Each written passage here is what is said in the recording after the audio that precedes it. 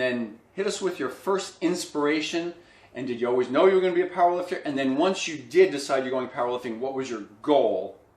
Yeah. Okay. So I know this is probably like unpopular opinion, but when I first started lifting, I just wanted a better body. People get very upset. How shallow of you. Oh, you're so shallow. You just want to look this way. Chase this. It's like, no. Right. I came from a gymnastics background. I had stopped doing gymnastics. I'm like, I just feel like shit. There's no other sport out there that pushes me as hard where I feel like I'm like doing something. And gymnastics is, even though they say it's a team sport, you're there by yourself.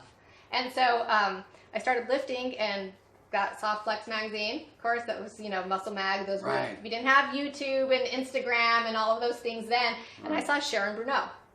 And she was amazing. She's hot. She was hot. Yeah, she was hot. I loved her physique, which is probably very strange for a female in the 90s to look at a muscular woman and go like, I like that. I want to look like that. There wasn't a lot of women in the gym at that time. True. I'll give you that. Yeah. And people always want to say, oh, I'm intimidated to go to the gym. Men are just oogling me. I was 17 years old. I walked into a gym, and I have to be honest with you, all the guys were super welcoming. Right. They're like, they weren't hitting on me. They were just like, this is really cool. Get in here. Let us show you how to train. Don't get on the machines. It was all free weights. And I was accepted with open arms. I never had like any issues. And in matter of fact, it's like I really credit a lot of those older guys, not older, but they were probably in their 30s at the time, to just be really like, old. Yeah. Old when you're 17. And they were just like, hey, this is how you do it. This is how you train. And actually, they were even the first ones were just like, don't ever use steroids. Oh, wow. Wow. Yeah. What a great influence. Yeah, wow. I had like really, I have to admit, I had really good influences in the gym, and I never felt intimidated, and they never made me feel that way. Yeah. Wow. So it's crazy that now, fast forward, and it's like 2020, and people still like, oh, guys are just, they're like, people are going to make fun of you, and they're intimidating. It's like, I don't know. I guess I haven't experienced it. It doesn't mean that it doesn't happen, but it's strange in the 90s. I didn't feel that way at all. Right. Yeah. So at that point you wanted to be a bodybuilder, really, right? Yeah. So I read on your website that it didn't go super well for you in the bodybuilding initially, right? No, I did okay in the the teen divisions because again, when the talent pool is this big, of course you're going to look the best. And when I was a teenager, there wasn't any other female teenagers doing it, so I won like every teen division. I won teen nationals. That was like my first little exposure in a magazine. I got in Flex magazine as a teenager when I won teen nationals. But then when I was not a teenager anymore, that's great. I mean, your website said you didn't do so well. What do you mean? That's great. But then when I was like transitioned into like having to compete in the open, and that's when like bodybuilding started kind of getting really infused with steroids, and it's like when you're a clean athlete, kind of learning everything on your own as you go, not really knowing like. I mean, I knew how to diet, but not the way natural athletes know how to diet now to get into that great shape. I was also working, living by myself, super poor. So I couldn't compete. I was never lean enough, never big enough, and it just kept getting bigger and bigger and bigger and bigger, and it was really just a direction I didn't want to go. You know, so I still trained, still loved training and lifting, but that competitive side of it just wasn't there. So you decided to go powerlifting at that point. You were always strong. You were getting into it. I was always very strong. I just credit that to having a good gymnastics background and always having to lift my own body weight. And, just strong parents. Both my parents are strong people for not training. And, I just decided I had my kids and finished college. I was working. I was like, training is fun, but I feel like I need a purpose. And I want to compete again. And that's when they opened up the physique division. And I actually competed in physique and then decided to, do the powerlifting. Yeah. I remember. Because then I competed and I'm like, ooh, this dieting really sucks. I don't miss this. It's that diet in the bodybuilding. It's that darn diet. People want to bag on bodybuilding, but I don't think people realize the discipline that it takes day in and day out to really stick to your diet, not deviate from that, not even a little bit. I mean, you deviate a little bit, it's going to show up somewhere. Your body is the best tracking mechanism. It's hard. Yeah. It's hard. So, I did it. Didn't probably get as lean as I should have because I was that person. I'm like, a little bit of cereal ain't gonna hurt. A little bit every day. You don't add it up at the end of the week. And so I saw a flyer for powerlifting meet and just decided to jump in. All right, good. Yeah. But it was always in your heart to do that, though. Yeah. I know. Yeah. This, right? I mean, fast forward back when I first started lifting, I did do a bench competition at the gym, and like I won that. It's like just not even really trying or training for it. Yeah. I've always been very strong.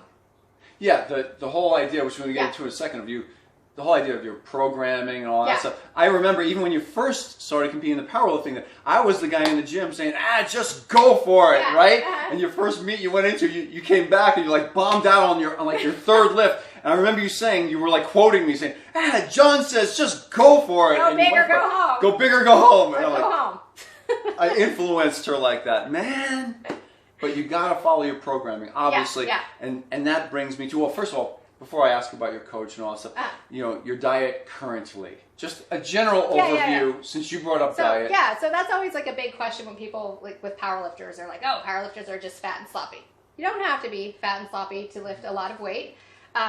Muscle moves weight, so I still, coming from that bodybuilding background and a little bit of vanity, I don't want to be like, power bellying up to the bar, so I do try to stay in, decent shape. I'm not obviously stage ready, but, I can still go to the beach and wear a bikini and not feel bad about myself. Obviously. I use RP Renaissance Periodization, the RP Strength app, and my diet is carbs, protein.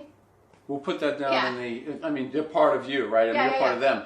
We'll put that down in the video description as far as you can. I still kind of have that bodybuilding mentality where keep it simple. I eat the same meats, the same carb source typically, same vegetable source, and mainly that's just more out of habit and convenience, because the more convenient you make eating, the easier it is to stick to. So I'm not super creative in that sense, Monday through Friday. Saturday, Sunday, you can get a little bit more creative because you have more time. Right. But yeah, I have carbs. So that's like a big thing. It's like, I know keto and all these other diets are very popular right now, but I'm a big believer in everything is okay in moderation. So it's a good mix of carbs, fats, protein. And you're always aware of your body weight because of your weight class you must maintain. Yeah. And I'm a big believer too in, for me, nutrient timing. I don't do fasting because I do have to train. So I have carbs, a couple hours before I train, and then I have intra-training carbs while I'm training. Nice. So do you train people? I do some online. It's all online. All online. All online. Yeah. And do you have a website? They should go to your website. Yeah, you can go to my website. If they're interested, marisainda.com, or on my Instagram. There's links there as well. So it'll be down below in the video description as well. Every link for you will be there. Currently, you have a good coach. Yeah. So I was really fortunate when I started lifting. Powerlifting community was still very small, still a very niche sport. I got connected with Juggernaut, so Chad Wesley Smith, who's like very well known in the powerlifting community. And after I did Worlds in South Africa. I was programming for myself, and I was still kind of doing my programming bodybuilder style. So I was doing the main lifts. Go big or go home. Go big or go home. I was doing the main lifts, but I really wasn't planning my peaking block correctly. And you need to. Yeah. And so reached out to Chad and started working with him ever since then. That's been since 2014. So link below. We've made a good team because we've just, I think I've made him a better coach and he's made me a better athlete. So obviously. And he's also made me a better coach as well, because as you know, the more people that you work with and you learn from, you take part of that and you incorporate it into your own style. Yes. So, yeah. So since we mentioned a couple of company names along the way, is there any particular sponsors that are involved with you, that you have used their products, that you like to give a shout out to? And also, we've had conversations about such things before, and please let me know and let the viewers know. First of all, are there any in particular that you'd like to give a quick shout out to? RP Renaissance Periodization, they've sponsored me for the last 3 years, and even before they sponsored me, I stay in my lane. I'm not a nutritionist, so I've always sent people to people who know more than me if you want to dial in your diet. So they sell diet programming. Yeah, diet programming. And then SBD, which is the squat, bench, deadlift, is what it stands for. Mm-hmm. They make all the knee sleeves, the belts, and they have sponsored me for 4 years now. Good. So these are products you use. These are products that I've used. These are products I used before they sponsored me. Right. And that's my one thing that I hate about like Instagram influencers is, you get a certain social media following and you'll have tons of people reach out to you. Right.